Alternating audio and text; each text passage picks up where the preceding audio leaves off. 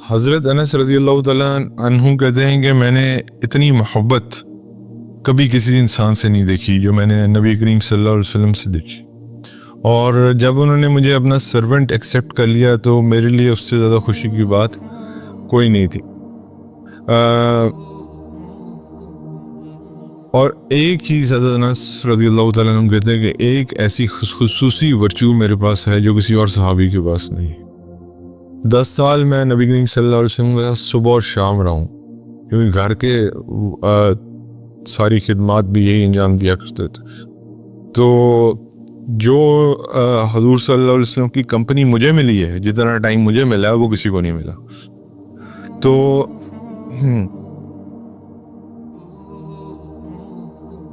الحمدللہ رب العالمین، الصلاۃ والسلام علی رسول الکریم، اما بعد، فاعوذ باللہ من الشیطان الرجیم، بسم اللہ الرحمن الرحیم۔ حضور صلی اللہ علیہ وسلم کے ایک اور بہت بڑے صحابی سیدنا انس بن مالک رضی اللہ تعالیٰ عنہ، ان سے ہم نے بہت حدیثیں سنی۔ اس کی ایک ریزن ہے جو آگے ڈیٹیل میں آپ کو بتاؤں گا۔ He was a very young companion of prophet صلی اللہ علیہ وسلم، صرف 10 سال کے تھے جب یہ حضور کو بغیر دیکھے حضور کے اوپر ایمان لے آئے تھے۔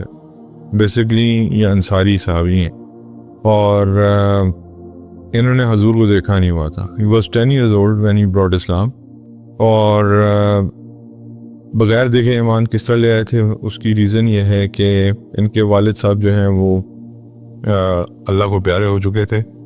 ان کی والدہ جو ہیں وہ بہت نیک خاتون تھیں، صحابیہ تھیں اور بہت نیک خاتون تھیں۔ انہوں نے ان کا براٹ اپ جو ہے اپنی ینگ ایج سے ایسے کیا جیسے اسلام کی محبت، اللہ کے رسول کی محبت، اسلام دین کی ٹیچنگز کی محبت ان کے دلوں میں ڈالی، اور حضور صلی اللہ علیہ وسلم کے الفاظ کے بارے میں صرف پیار اور محبت کے الفاظ ان کے ساتھ استعمال کیے، جس سے ان کے دل میں بچپن سے حضور صلی اللہ علیہ وسلم کی محبت جو ہے وہ ڈیولپ ہونا شروع ہو گئی۔ اور جب حضرت جو ان کی والدہ محترمہ ہیں حضرت رمیسہ رضی اللہ تعالیٰ عنہ، جب یہ مسلمان ہوتی ہیں اور یہ کس کے ہاتھ پہ مسلمان ہوئیں؟ اگین سیدہ مصعب بن عمیر رضی اللہ تعالیٰ عنہ کے اس دعوت نامے پہ جو انہوں نے ہجرت سے پہلے آپ کو میں نے بتایا تھا العقبہ کے اوپر سیکنڈ پلیج پہ، تو یہ اس وقت مسلمان ہوئی۔ تو اس کے بعد سے ہی حضرت انس بن مالک رضی اللہ تعالیٰ عنہ کی والدہ محترمہ حضرت رمیسہ رضی اللہ تعالیٰ عنہ نے ان کی تربیت میں یہ چیز ڈال دی، ان کی کٹی میں یہ چیز ڈال دی کہ حضور کی محبت جو ہے، حالانکہ دیکھا نہیں ہوا تھا، سو مچ سو کہ اتنا پریز یہ کرتی تھیں نبی کریم صلی اللہ علیہ وسلم کو، اور یہ اتنا پریز سنتے تھے اپنی والدہ سے اللہ کے نبی کے بارے میں کہ ینگ بوائز 7 to 8 ایئرس بچے باہر کھیلتے رہتے ہیں، تو یہ اپنے دوستوں کو کہا کرتے تھے کہ ایک دن آئے گا کہ میں نبی کریم صلی اللہ علیہ وسلم سے ملنے مکہ جاؤں گا۔ اس وقت تک ابھی نہیں پتا تھا کہ ہجرت کا کیا سچویشن ہے، تو وہ ان کو ایک ایسا ہیرو، شروع سے ایز اے ہیرو پروفیٹ صلی اللہ علیہ وسلم کو دیکھا کرتے تھے۔ He used to look up to him as a hero۔ تو یہ ہے والدہ کا کردار آج کے زمانے میں، کہ اگر وہ بچے کو جس طرح بھی مولڈ کرنا چاہے بچپن سے، اس طرح مولڈ کر سکتی ہے۔ اب ہر وقت گھر میں ایک تذکرہ ہو اور حضور صلی اللہ علیہ وسلم کی شان بیان ہو، حضور صلی اللہ علیہ وسلم کی ٹیچنگز بیان ہو، دین اسلام کی بات ہو، اللہ تعالیٰ کی قرآن کی ٹیچنگز بیان ہو، تو اوبویسلی اس چیز کا اثر بچے پہ پڑتا ہے، جو کہ ہمارے ہاں الٹا ہے۔ ہماری وہاں جو والدائیں ہیں وہ بچوں کو اپنے سے جان چھڑانے کے لیے کارٹونز پہ، موبائلز پہ اور ان چیزوں پہ لگا دیتی ہیں، تو پھر ان چیزوں کی محبت ہی ہمارے دلوں میں پیدا ہوگی، ہمارے بچوں کے دلوں میں پیدا ہوگی، اور پھر ہم پھر شکایت کرتے ہیں کہ ہمارے بچے جو ہیں وہ ہمارے نافرمان ہو گئے ہیں۔ کیا گٹی میں ڈالا ہے ہم نے حضور صلی اللہ علیہ وسلم کی محبت کے بارے میں، اللہ کے محبت کے بارے میں، قرآن کے بارے میں کیا بچوں کو شروع سے تلقین دی ہے؟ تو آج کیوں ہم اس چیز کے اوپر جو ہے وہ شکوہ کرتے ہیں؟ آج آپ کسی عالم کے پاس چلے جائیں نا، وہ آپ کو ریپریمانڈ نہیں کرے گا، آپ کے بچے کو ریپریمانڈ نہیں کرے گا، آپ کو کرے گا، وہ کہے گا یار آپ کا قصور ہے، کہ آپ نے اس کے اندر وہ محبت ہی نہیں ڈالی جو اصل میں ڈالنے والی چیز تھی. خیر ان کی والدہ کا پورا نام جو تھا وہ الرمیسہ بنت ملحان رضی اللہ تعالیٰ عنہ تھا اور ام سلیم ان کی کنیت تھی. اور حضرت انس کا پورا نام جو تھا وہ انس ابن مالک ابن نضر الانصاری رضی اللہ تعالیٰ عنہ تھا. تو انس رضی اللہ تعالیٰ عنہ نے جب سنا کہ حضور صلی اللہ علیہ وسلم مدینہ منورہ تشریف لا رہے ہیں تو یہ ایکسائٹیڈ ہوتے تھے اور روزانہ جا کے اپنے دوستوں کے ساتھ مدینہ کے آؤٹسکرٹس پہ ویٹ کیا کرتے تھے. صبح جاتے تھے, شام کو داس واپس آ جاتے تھے. ظاہری بات ہے بچوں کی ایکسائٹمنٹ اور ہوتی ہے, بس وہ سنتے تھے کہیں سے تو اس خبر پہ جو ہے وہ سمجھتے تھے کہ یہ خبر سچ ہے اور وہ چلے جاتے تھے. خیر ایک دن جو مدینہ منورہ کے مرد حضرات تھے انہوں نے کہا کہ آج کے دن اللہ کے نبی صلی اللہ علیہ وسلم اور سیدنا صدیق اکبر رضی اللہ تعالیٰ عنہ تشریف لا رہے ہیں. تو یہ دی لٹل بوائز, یہی حضرت انس اور ان کے دوست اور سارے لوگ جو بھی ہیں اور بچیاں بھی چھوٹی, they ran towards the outskirts of Medina to welcome Prophet صلی اللہ علیہ وسلم. اور جو خواتین تھیں وہ اپنی روف ٹاپس پہ موجود تھیں اللہ کے نبی کا استقبال کرنے کے لیے. انس رضی اللہ تعالیٰ عنہ کہتے ہیں کہ میں نے بڑی کوشش کی. ظاہری بات ہے جھمگٹا بہت زیادہ تھا, حضور صلی اللہ علیہ وسلم کو چاروں طرف سے انصار نے گھیرا ہوا تھا. ہر بندہ اس وقت یہ امید کا اظہار کر رہا تھا کہ حضور میرے مہمان بنے. تو حضرت انس کہتے ہیں کہ میری کوشش تھی کہ میں صرف ایک نظر جو میری پڑ جائے, جن کے بارے میں نے بچپن سے سنا ہے, تو بڑی مشکل سے ان کے نظر پڑی. تو he says that was the happiest day of my life. اب ایک بچے کو جو 10 سال کا ہے اس کی میموری میں یہ چیز ایک فوٹوگراف کی طرح پکی ہو گئی ہے کہ وہ 10 سال کا وہ ایونٹ جس میں انہوں نے نبی کریم صلی اللہ علیہ وسلم کو دیکھا اور جن کے بارے میں سنتے رہے ہمیشہ, وہ کہتے ہیں یہ میرا زندگی کا ہیپیسٹ مومنٹ ہے. آپ کو پتہ ہے حضرت انس کی عمر کیا تھی؟ He lived 103 years. The most oldest, one of the most oldest صحابی, not the last جو فوت ہوئے ہیں but one of the most oldest. تو اب آپ سوچیں کہ 10 سال سے لے کے 103 سال تک, یعنی کہ 93 ایئرز اس کے بعد یہ زندہ رہے ہیں. اس کے بعد جو ہے انصار کے لوگ ظاہری بات ہے اللہ کے نبی کی خدمت میں حاضر ہو رہے تھے. ہر بندہ اپنی آفر کر رہا تھا, کوئی ہدیے دے رہا تھا. ہر ایک کی خواہش تھی کہ اللہ کے نبی کو آپ نے سارا واقعہ سنا ہوا ہے. اوکے, تو حضرت رمیسہ رضی اللہ تعالیٰ عنہ جو کہ ان کی والدہ محترمہ تھیں حضرت انس کی, یہ حضرت انس ابن مالک جب تھوڑی سی چیزیں سیٹل ڈاؤن ہو گئیں تو یہ حضرت انس ابن مالک رضی اللہ تعالیٰ عنہ کو اپنے ساتھ لے گئے اور انہوں نے حضور صلی اللہ علیہ وسلم کو جا کے کہا کہ یا رسول اللہ میرے پاس تو دینے کے لیے کچھ ہے نہیں, یہ میرا بیٹا ہے 10 سال کا, اس کو اپنی سروس میں قبول فرما لیجیے. مزہ کہ میں آپ کو اپنا یہ بیٹا آپ کی خدمت گزاری میں دینا چاہتی ہوں, یہ پوری عمر آپ کی خدمت کرے گا. تو آپ امیجن کریں کہ یہ ماں کا مطلب ماں نے پالا ہوتا ہے, ایک محبت ہوتی ہے بچے کے ساتھ, لیکن انہوں نے ڈیڈیکیٹ کر دیا حضرت انس کو کس کے لیے؟ اللہ کے نبی صلی اللہ علیہ وسلم کے لیے. اور حضور صلی اللہ علیہ وسلم نے آگے سے جینوئنس بھی فیل کی حضرت رمیسہ کی بات میں کہ, اور پھر حضرت انس کو دیکھا تو ان کے آنکھوں میں ایکسائٹمنٹ فیل کی, تو انہوں نے کہا کہ اور قبول فرمایا as a helper as a servant. حضور صلی اللہ علیہ وسلم نے حضرت انس کو قبول فرمایا. اور پھر جب تک حضور زندہ رہے ہیں 10 سال ہی تھے, کیونکہ آپ کو پتہ ہے کہ ہجرت کے بعد 10 سال اللہ کے نبی کا مدینہ منورہ میں اسٹے تھا, تو 10 سال حضرت انس ان کی خدمت پہ رہے. اور حضرت انس رضی اللہ تعالیٰ عنہ کو جب حضور دیکھ رہے تھے, جب ان کی والدہ ان کو لائی تھی, تو حضرت انس کے سر پہ ہاتھ پھیرا. اللہ کے نبی صلی اللہ علیہ وسلم نے ان کو اسمائل پاس کی, اور ایک وارمتھ جو ہوتی ہے نیچرل وارمتھ آپ فیل کرتے ہیں उनसे फील की और ख़ुद भी अपनी एक वार्मथ जो हुजूर की थी वो उनको मिली।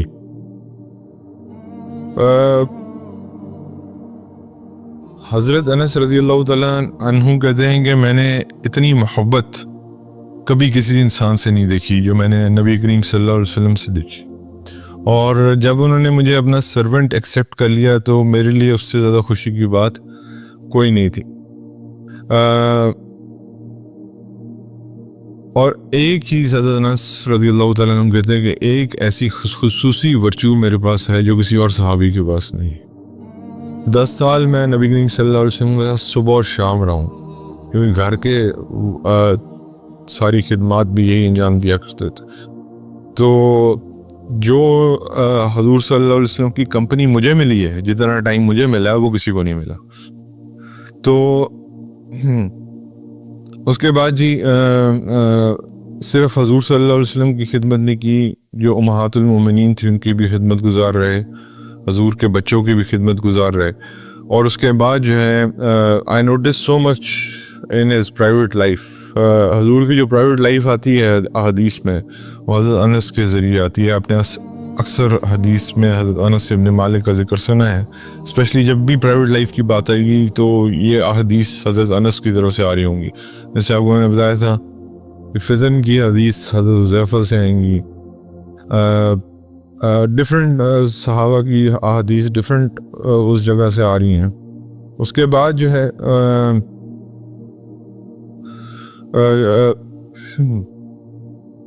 मैंने आपको बता दिया कि 103 साल अल्लाह ताला ने माशाल्लाह इनको उम्र दी, और बड़ी लंबी। तो क्यों दी, इसके पीछे हिकमत क्या है? हिकमत यह है कि इन्हें हुजूर की प्राइवेट लाइफ देखी गई थी 10 साल। तो लोगों को बताने के लिए, ज़्यादा से ज़्यादा उम्मत में ये बात पहुंचाने के लिए कि हुजूर का रोज़मर्रा का ज़िंदगी का मामूल क्या था, उसको इस लाइफ को इसलिए एक्सटेंड किया गया ताकि ये ज़्यादा से ज़्यादा लोगों तक पहुंच सके। उसके बाद जी 20 साल के थे जब अल्लाह के नबी अल्लाह को प्यारे हो गए, 10 साल के थे जब आए थे, और 20 साल के थे जब अल्लाह के नबी प्यारे हो गए। उसके बाद भी 83 ईयर्स ही लिव्ड। कंपेनियंस भी जो थे, सहाबा इकराम जो थे, वो भी हज़रत अनस से बहुत मोहब्बत रखते थे, और अक्सर हुजूर के जाने के बाद कहा करते थे कि we want to relive the life of profit सल्लल्लाहु अलैहि वसल्लम। हम उस दौर में वापस जाना चाहते हैं, हमें कुछ बातें बताएं हुजूर की ज़िंदगी घरानों की। तो हज़रत अनस अक्सर चीज़ उस वक्त नरेट किया करते थे। तो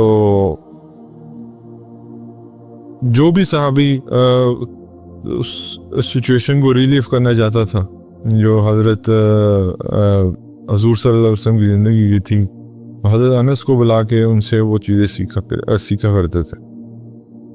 उसके बाद जी हुजूर सल्लल्लाहु अलैहि वसल्लम की एक और शान थी। हुजूर से जो मिल लेता था ना, उसको ये लगता था कि शायद मुझे हुजूर ने सबसे ज़्यादा मोहब्बत दी है।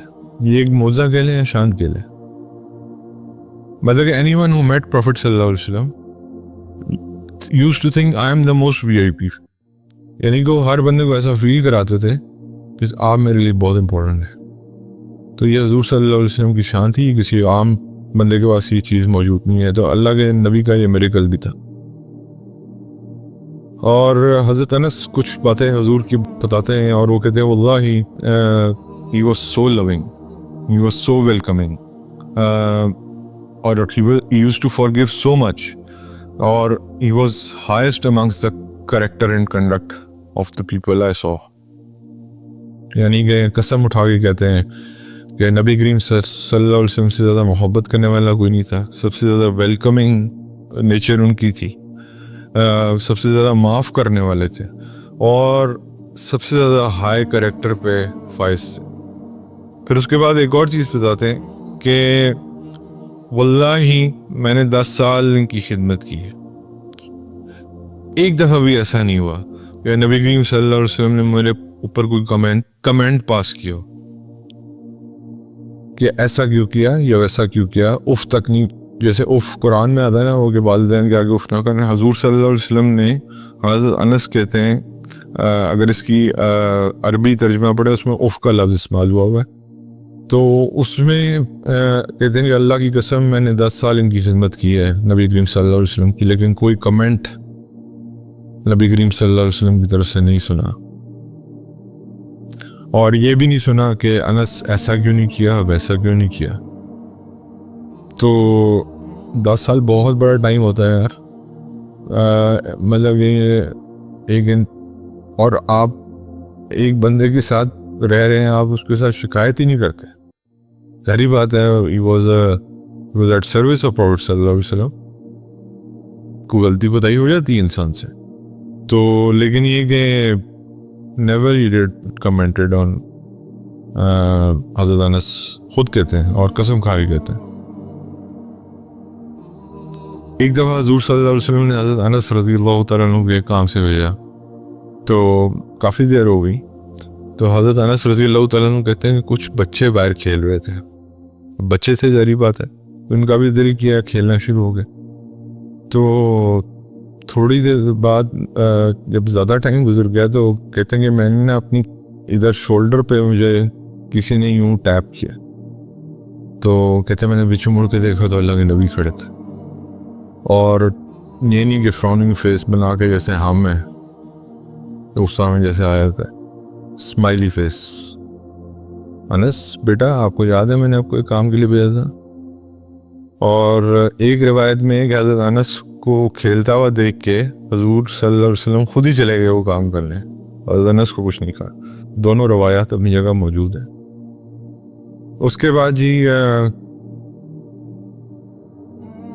انیس کہا کرتے تھے حضرت انس کو، اور انیس پتہ ہوں کس کو کہتے ہیں، جیسے بیٹا یا بنیا جیسے ہوتا ہے، جیسے قرآن میں الفاظ استعمال ہوتا، تو انیس بھی ایک لفظ تھا جو ایک سویٹ ورڈ تھا جو حضرت انس کے لیے عربک میں وہ استعمال کیا کرتے تھے۔ اور یہی پوچھا اس وقت یہ پہلی روایت میں آتا ہے کہ حضرت جب ٹیپ کیا گیا انیس، یعنی کہ وہ میرے بیٹے، آپ کو یاد ہے کہ میں نے آپ کو کس کام کے لیے بھیجا تھا؟ میرے جیسا انسان ہوتا خدا نہ خواستہ ہو تو کہتا آپ کو پتہ ہی کیا کہتا، تو لیکن حضور صلی اللہ علیہ وسلم کی آپ ذات اقدس کو دیکھیں، پھر یہ فرماتے ہیں کہ واللہ میں نے حضور صلی اللہ علیہ وسلم سے بہت دفعہ ہاتھ ملایا، مصافحہ کیا، اور خدا کی قسم حضور صلی اللہ علیہ وسلم کے ہاتھ جو ہے وہ سلک سے زیادہ ملائم تھے، مجھے ایسے لگتا تھا میں کسی چیز سے ہاتھ ہی نہیں ملا رہا، مطلب اتنے سافٹ تھے کہ didn't give any feeling۔ اس کے بعد پھر قسم کھا کے کہتے ہیں کہ واللہ I never felt میں اللہ کی قسم کھاتا ہوں کہ میں نے کوئی پرفیوم چاہے مشک ہو اس سے زیادہ خوبصورت خوشبو حضور کے بدن سے زیادہ کسی سے کی نہیں سنگی، اور وہ جو تھی وہ حضور کے پسینہ مبارک کی خوشبو تھی۔ مطلب کہ حضرت انس کہتے ہیں کہ اللہ کی قسم حضور کے پسینہ مبارک کی خوشبو جو ہے وہ کسی بھی دنیا کے بیسٹ سے بیسٹ پرفیوم یا مشک سے بہتر تھی۔ اس کے بعد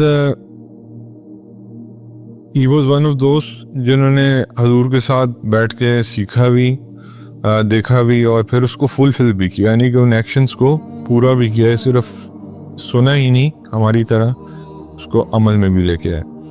ایٹ دا سیم ٹائم ان کو بہت ساری چیزیں حضور نے خود پڑھائیں، خود بتائیں، یعنی کہ شاگرد بھی بنے، حضور کے ڈائریکٹ شاگرد بھی بنے، اور ساری زندگی وہ چیزیں انہوں نے اپنی یاد رکھیں۔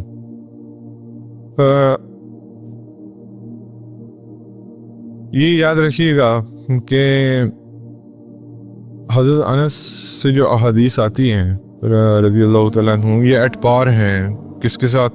سیدنا ابو ہریرہ رضی اللہ تعالیٰ عنہ کے ساتھ، حضرت سیدنا عبداللہ ابن عمر رضی اللہ تعالیٰ عنہ کے ساتھ، اور حضرت عمر بن عاص کے بیٹے جو تھے عبداللہ بن عمر بن عاص، ان کے ایٹ پار آتی ہیں، اور تقریباً 2280 احادیث انہوں نے نقل کی حضور صلی اللہ علیہ وسلم کی۔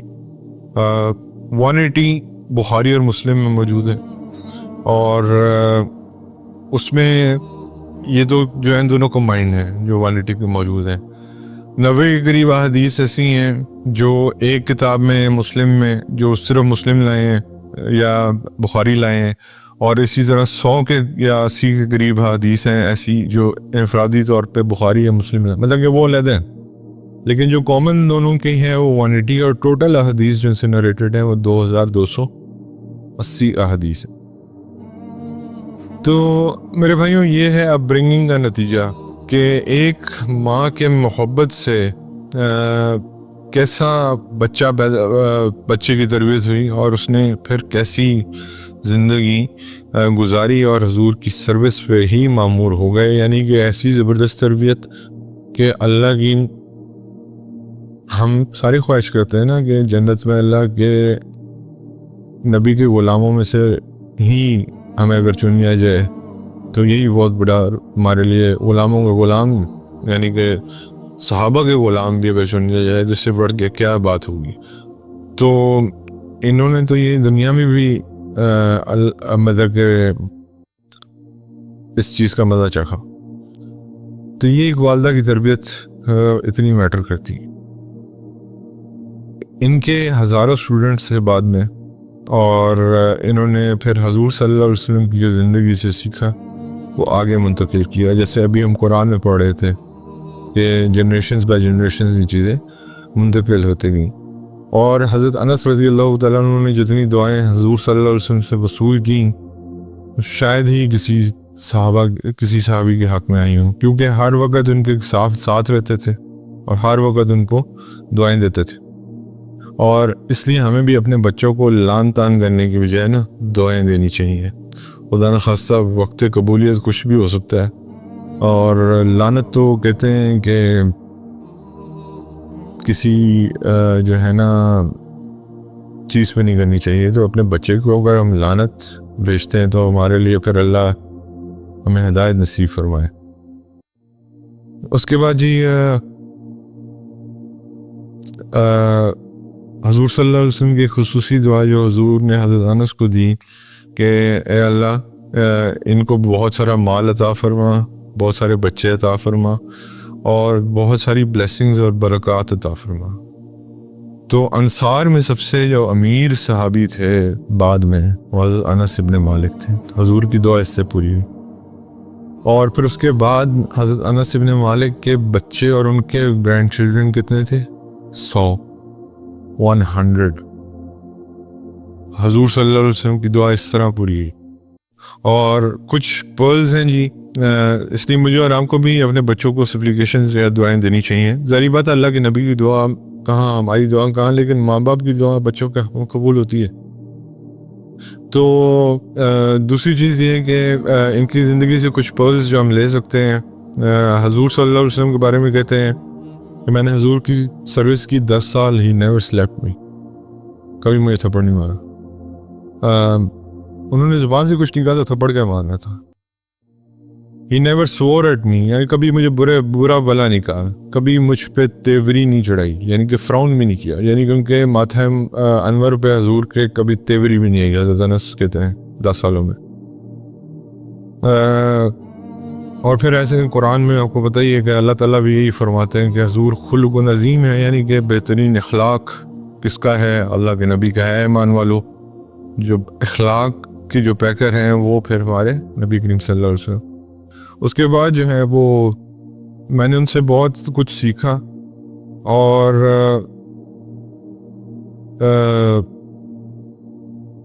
بہت کچھ سیکھا جو ہم نے، جو کہ عام صحابہ کو شاید سیکھنے کو نہ ملا ہو، کیونکہ ایک انسان 24 گھنٹے آپ کے ساتھ رہتا ہو، ظاہری بات ہے اس کی سیکھنے میں، اور ایک انسان جو 24 گھنٹے آپ کے ساتھ نہیں رہتا اس کے سیکھنے میں فرق تو ہوگا۔ دس از ویری کامن تھنگ۔ اس کے بعد یہ نصیحت حضور حضرت انس کہتے ہیں کہ مجھے حضور نے کی، یا بنیا اے بیٹے، صبح جب تم اٹھتے ہو اور رات کو جب تم سوتے ہو کسی کے لیے دل میں کوئی برائی نہ رکھنا، یہ میرا راستہ ہے۔ تو یعنی کہ یہ میری سنت ہے، اگر آپ یہ کام کرتے ہیں تو مائی سنہ will lead you to paradise. تو حضرت انس کو یہ نصیحت جو حضور نے کی کہ اے بیٹے، جب آپ صبح اٹھتے ہیں اور جب رات کو سوتے ہیں تو کسی کے بارے میں کوئی برائی دل میں نہ رکھنا، یہ میری سنت ہے اور میری سنت آپ کو جنت میں لے کے جائے گی۔ انس رضی اللہ تعالیٰ عنہ نے حضور سے ایک دفعہ پوچھا کہ یا رسول اللہ، میں آپ کو آخرت میں ملوں گا تو آپ کیا میرے لیے شفاعت کریں گے؟ تو حضور صلی اللہ علیہ وسلم نے فرمایا کہ مجھے آپ ڈیفرنٹ جگہ میں دائیں، میں آپ کو شاید صراط کے برج پہ ملوں، شاید میں جہاں میزان اللہ نے لگایا ہوگا، جہاں اعمال تولے جائیں گے، شاید میں وہاں ملوں، شاید میں حوض کوثر پہ ملوں۔ تو جگہیں بھی بتائیں حضرت حضور نے۔ تو انس رضی اللہ تعالیٰ عنہ نے کہا کہ آپ جہاں بھی ہوں گے میں آپ کو آ کے پکڑ لوں گا اور میں کہوں گا میں وہی انیس ہوں جنہوں نے آپ کی خدمت کی 10 سال، میرے لیے شفاعت کیجیے۔ حضور صلی اللہ علیہ وسلم مسکرائے، انہوں نے کہا کہ بیٹا آپ کے لیے نہیں کرنی تو کس کے لیے کرنی ہے؟ میں نے دنیا میں آپ سے جو محبت پائی، آپ کے ساتھ جو محبت کی، تو کیا آخرت میں میرے تو عام امتی کے لیے جو ہے وہ شفاعت ہی شفاعت ہے، تو آپ کا تو درجہ خصوصی ہے۔ ہاں، اس کے بعد حضور صلی اللہ علیہ وسلم کی زندگی جب ختم ہوئی، حضور صلی اللہ علیہ وسلم سال ہو گیا، حضرت انس رضی اللہ تعالیٰ عنہ کہتے ہیں کہ میری زندگی کا سب سے خوبصورت دن وہ تھا کہ میں نے حضور کو دیکھا، اور سب سے سیڈسٹ، سب سے غم زدہ دن وہ تھا جس دن حضور کا انتقال ہوا۔ اس کے بعد کیونکہ بہت لمبا ان کو اللہ تعالیٰ نے زندگی بخشی، آپ خود سوچ لو 93 ہجری میں ان کا انتقال ہوا ہے، کیونکہ 10 سال کے تھے جب حضور مدینہ آئے اور 103 عمر تھی، 93 ہجری میں ان کا انتقال ہوا ہے۔ مدینہ منورہ کا گورنر اس وقت حجاج بن یوسف تھا۔ حجاج بن یوسف is known to be a very ظالم انسان، اور یہ بنو ثقیف سے تعلق رکھتا تھا۔ اس نے بڑا بڑا ظلم کیا ہے، عبداللہ بن زبیر رضی اللہ تعالیٰ عنہ کو شہید کیا اس نے، اور وہ جب حضرت عبداللہ بن زبیر کا بارے میں ہم پڑھیں گے تو اس کے اندر اس کا ذکر آئے گا۔ تو حضرت انس کا اس کے ساتھ کچھ معاملہ بگڑا حجاج بن یوسف کے ساتھ، تو حضرت انس نے اس سے بات کرنے کے بجائے he wrote a direct letter to عبد الملک بن مروان، جو کہ اس وقت امیر تھے مسلمان پوری جو خلافت تھی اس کے۔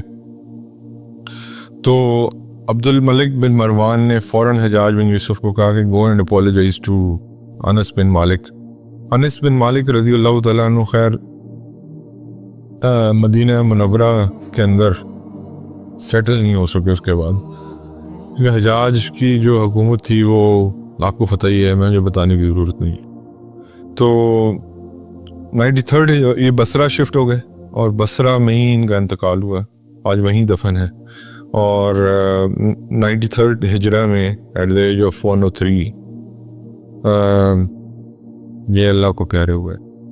انہوں نے ایک دفعہ حضرت عمر بن عبدالعزیز رحیم اللہ، بہت بڑے ہمارے خلیفہ گزرے ہیں، جن کو ہم نے، یہ مسلمان بھی کئی دفعہ ایسے ظالم ہو جاتے ہیں کہ اپنے خیر خواہوں کو ہی نہیں بخشتے۔ حضرت عمر بن عبدالعزیز جو تھے نا، وہ ایک شبی تھے حضرت عمر بن خطاب رضی اللہ تعالیٰ عنہ کی، شبی ان سینس کہ ان کی وے آف ایڈمنسٹریشن تھا نا وہ ویسا تھا، لیکن ان کو زیادہ دیر حکومت کرنے نہیں دی گئی، کو بھی زہر دے دیا تھا۔ حضرت انس نے ان کے پیچھے نماز پڑھی ہے، یعنی کہ حضرت عمر بن عبدالعزیز تابعی یا تبع تابعی میں سے ہوں گے، تو اور حضرت انس کون ہے؟ صحابی ہیں۔ انہوں نے ان کے پیچھے نماز پڑھی اور ان کے کمنٹس سے عمر بن عبدالعزیز کے بارے میں کہ آج مجھے اس نماز کا مزہ ویسے آیا جیسے میں نے اللہ کے نبی کے پیچھے نماز پڑھی۔ تو عمر بن عبدالعزیز رحیم اللہ کا یہ مرتبہ تھا اور he was such a great خلیفہ جو کہ بنو امیہ میں سے ہی تھے. تو یہ جی حضرت انس رضی اللہ تعالیٰ عنہ کی زندگی تھی اور یہی اس کا پرچار تھا. ابھی یہ جو انفارچونیٹلی یہ جو حضرت حسین کی شہادت بھی ہوئی، یہ بھی ایک ٹریپ جو سیٹ کیا گیا تھا ان کے خلاف. انہوں نے منع کیا حضرت حسین کو، بہت دفعہ منع کیا کہ نہ جائیں. یہ نا کوفہ کے لوگ جو ہیں نا یہ بدترین لوگ ہیں، یہ آپ کی بیعت توڑ دیں. مطلب یہ حضرت حسین رضی اللہ تعالیٰ عنہ بار بار لا کے پھر وہ لیٹرز دکھاتے تھے کہ ان کا کیا گروہ ہے. کل کو اللہ نے مجھے قیامت کے دن پکڑ لیا کہ تمہیں بلایا گیا تھا تم کیوں نہیں گئے، تمہیں میں کیا کہوں گا. تو 80,000 letters he received. Can you imagine that? 80,000 letters حضرت حسین رضی اللہ تعالیٰ عنہ کے پاس سے، جو کہ کوفیوں نے ان کو لکھے. اور پھر انفارچونیٹلی حضرت نعمان بن بشیر رضی اللہ تعالیٰ عنہ بہت بڑے صحابی ہیں، آپ اکثر ان کی حدیث بھی کوٹ کرتے ہیں، ان سے بہت حدیث مروی ہیں. وہ تھے وہاں کے گورنر، بیسکلی کوفہ کے گورنر تھے. تو حضرت نعمان بشیر کو بھی چینج کر دیں گے. لوگ کہتے ہیں یزید جو ہے وہ ڈائریکٹلی انوالو نہیں تھا حضرت حسین کی شہادت میں، لیکن آپ مجھے ایک بات بتائیں، کیا یزید نے حضرت امام حسین رضی اللہ تعالیٰ عنہ کی شہادت کا بدلہ لیا؟ کیا ابن زیاد کو قتل کیا گیا؟ کیا شمر کو قتل کیا گیا؟ اگر وہ سنسیئر ہوتا اس چیز میں تو وہ ضرور یہ بدلہ لیتا ہے. تو اس کا مطلب ہے he was totally involved in this whatever happened. اور اس کے بعد یزید کی ہسٹری کو مطلب کہ بدترین ہسٹری ہے، جو وہ 4 سال اس کی حکمرانی رہی ہے. اگلے سال ہی مدینہ میں جب حضرت حسین رضی اللہ تعالیٰ عنہ کی شہادت کا پتہ چلا تو اگلے سال ہی مدینہ کے لوگوں نے بھی بیعت توڑ دی. پھر واقعہ ہررا ہوتا ہے جس میں مدینہ کے اوپر چڑھائی کر دی جاتی ہے، گھوڑے جو ہیں وہ مسجد نبوی کے اندر باندھ دیے جاتے ہیں. تو اگر یزید اچھا ہوتا تو وہ یہ کرتا. اس کے بعد مکہ مکرمہ میں پھر حضرت عبداللہ بن زبیر کو پکڑنے کے لیے کیا کیا جاتا ہے؟ گولہ باری کی جاتی، جس سے حجر اسود کو نقصان پہنچتا ہے. یہ سب کچھ کس کے اس میں ہو رہا ہے؟ تو اگر اس کو ذرا بھی شرم ہوتی نا تو وہ یہ حرکتیں نہ کرتا. حالانکہ حضرت امیر معاویہ رضی اللہ تعالیٰ عنہ نے اس کو یہ تلقین کی تھی وفات سے پہلے، یہ یاد رکھیے گا کہ عراق کے لوگ تمہیں حسین رضی اللہ تعالیٰ عنہ کے خلاف کریں گے. خیال کرنا کہ آل محمد صلی اللہ علیہ وسلم کو تکلیف نہ پہنچے. یہ حضرت امیر معاویہ کی وصیت آج بھی کتابوں میں موجود ہے، لیکن انفارچونیٹلی اس نے اس چیز کا خیال نہیں کیا اور حضرت نعمان بشیر جیسے بڑے صحابی کو اٹھا کے وہاں سے چینج کر کے کوفہ کے گورنر ابن زیاد کو بنے تھے. تو حضرت انس بن مالک رضی اللہ تعالیٰ عنہ سے یہ بات میں اس لیے یہ بات کروں کہ حضرت انس بن مالک نے بھی اس کے اوپر جو ہے وہ تبصرہ کیا کہ شرم کرو کہ کس کے ساتھ تم نے کیا کیا. حضرت انس بن مالک زندہ تھے یہ واقعہ دیکھنے کے لیے، کیونکہ یہ واقعہ 61 ہجری میں ہوا ہے اور حضرت انس بن مالک کب تک زندہ رہے؟ 93 ایج تک. حضرت ابن عباس رضی اللہ تعالیٰ عنہما فرماتے ہیں کہ رسول اللہ صلی اللہ علیہ وسلم نے ارشاد فرمایا، شہداء جنت کے دروازے سے سبز کعبے میں نکلنے والی نہر پر ہوتے ہیں، صبح شام ان کو رزق پہنچایا جاتا ہے. حضرت عبداللہ بن عمر رضی اللہ تعالیٰ عنہ فرماتے ہیں کہ نبی کریم صلی اللہ علیہ وسلم نے ارشاد فرمایا، سفر سے واپس لوٹنے والے مجاہدین کی طرح ہوتے ہیں. حضرت ابو امامہ رضی اللہ تعالیٰ عنہ سے روایت ہے کہ ایک شخص نے کہا، یا رسول اللہ صلی اللہ علیہ وسلم، مجھے سیر و سیاحت کی اجازت دیجیے. آپ صلی اللہ علیہ وسلم نے فرمایا میری امت کی صحت جہاد فی سبیل اللہ ہے۔ حضرت ابو ہریرہ رضی اللہ تعالیٰ عنہ فرماتے ہیں کہ رسول اللہ صلی اللہ علیہ وسلم نے ارشاد فرمایا کسی بندے کے پیٹ میں جہاد کی غبار اور دوزخ کا دھواں کبھی جمع نہیں ہو سکتا، اور کسی آدمی کے دل میں ایمان اور بخل کبھی جمع نہیں ہو سکتا۔ حضرت عمران بن حسین رضی اللہ تعالیٰ عنہ فرماتے ہیں کہ رسول اللہ صلی اللہ علیہ وسلم نے ارشاد فرمایا میری امت میں ہمیشہ ایک ایسی جماعت رہے گی جو حق پہ لڑتی رہے گی اور اپنے دشمنوں پہ غالب رہے گی، یہاں تک کہ ان کا آخری شخص مسیح دجال کو قتل کرے گا۔ حضرت عمران بن حسین رضی اللہ تعالیٰ عنہ فرماتے ہیں کہ رسول اللہ صلی اللہ علیہ وسلم نے ارشاد فرمایا آدمی کا صف جہاد میں کھڑا ہونا 60 سال کی عبادت سے بہتر ہے۔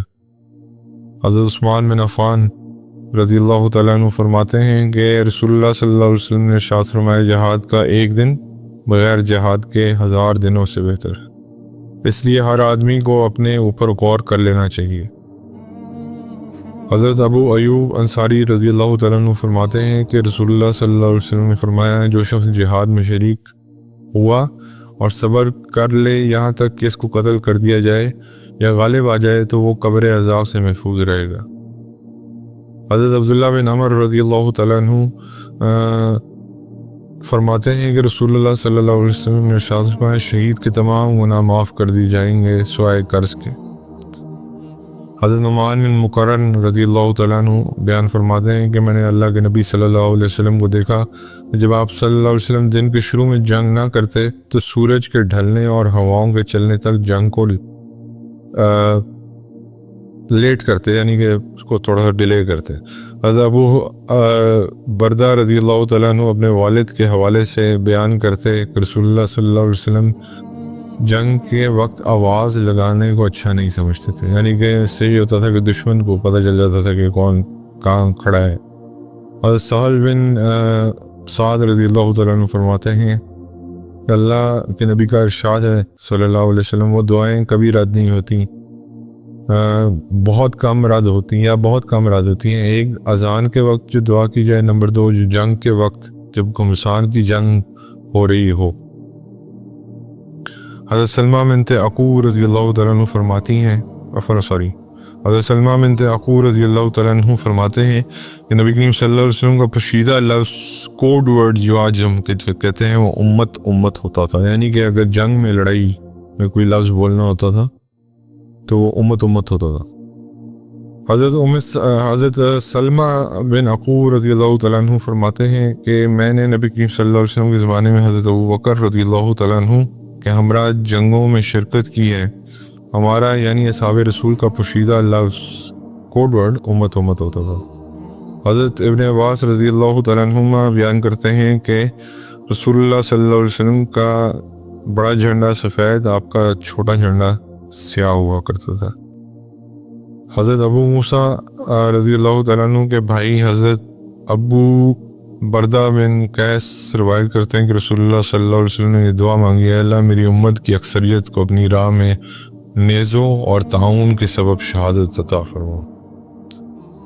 حضرت ابو ہریرہ رضی اللہ تعالیٰ عنہ فرماتے ہیں کہ رسول اللہ صلی اللہ علیہ وسلم نے ارشاد فرمایا کہ جو شخص اللہ پر ایمان رکھتے ہوئے اور اس کے وعدے کی تصدیق کرتے ہوئے جہاد کے لیے گھوڑے کی پرورش کرے، اس کو کھلائے پلائے، اس کی لید اس کی پیشاب قیامت تک میزان میں نیکیاں بنا کر رکھے جائیں گے۔ حضرت عدی بن حاتم رضی اللہ تعالیٰ عنہ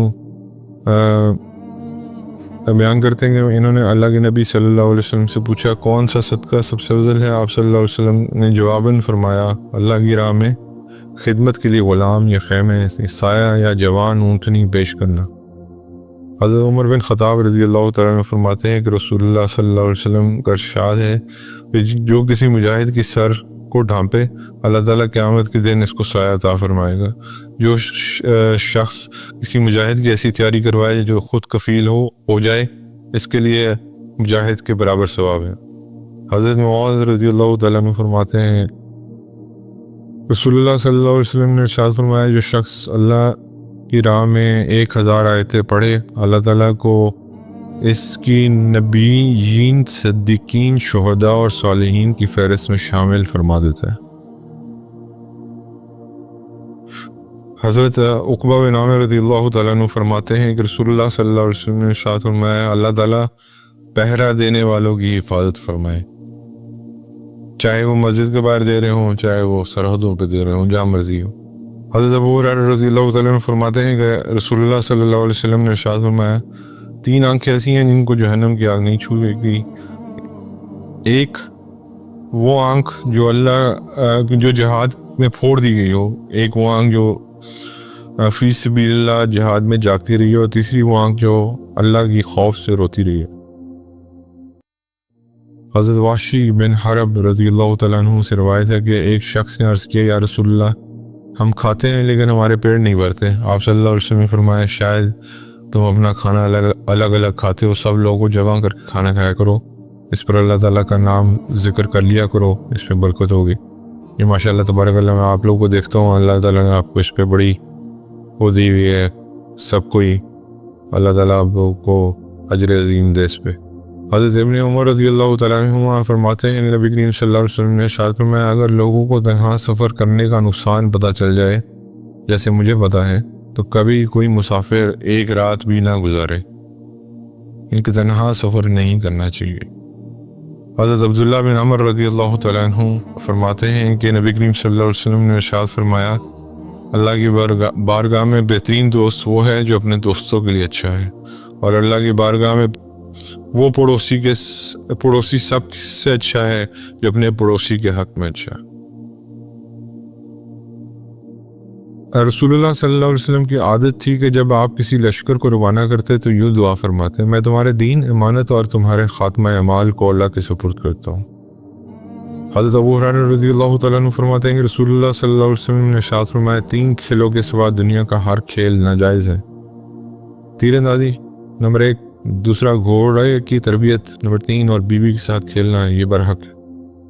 حضرت ابن عباس رضی اللہ تعالیٰ عنہ بیان کرتے ہیں کہ رسول اللہ صلی اللہ علیہ وسلم کا گزر کچھ لوگوں کے پاس ہوا جو تیر اندازی کر رہے تھے۔ آپ نے فرمایا اے بنی اسماعیل تیر اندازی جاری رکھو کیونکہ تمہارے والد حضرت اسماعیل علیہ السلام بھی تیر انداز تھے۔